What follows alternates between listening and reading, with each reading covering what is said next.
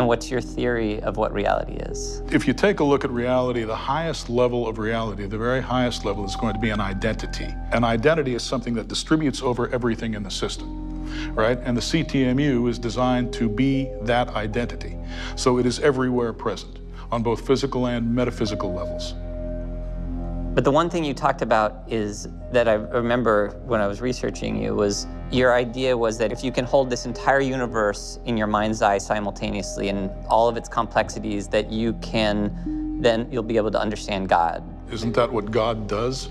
Yeah. He holds everything in his mind or his meta-mind simultaneously. So in order to really understand what reality is and what God is, you have to be able to kind of do that yourself. Of course, we're just human beings, so the only way we can do that is to wrap everything up in a very small package. That's what the CTMU is. So what is God in your mind? Or what is God? Well, you know, God has been called a number of things, but one of the things he's been called, especially in Christian theology, which is our dominant theology, he's been called Logos, which is the Word, which, of course, word means a piece of language. You're looking at a piece of language. And that is exactly what the CTMU is. It models reality as a language. What's your definition of God personally? The identity of reality. You see, I've been talking about reality, and I've been talking about the identity of reality. God is reality. As a matter of fact, God is the ultimate reality. He is reality on its very highest level. No other definition of God makes sense.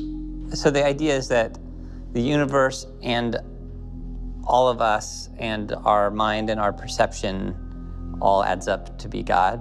Right. The universe is a coupling of mind and perceptual reality.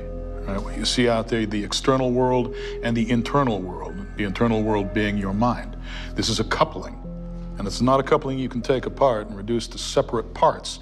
It is one thing with two aspects. That's what I mean by a coupling, and that's what the universe is. And that's what God is as well. Except God has the power to actually factorize himself or fractionate himself into this coupling.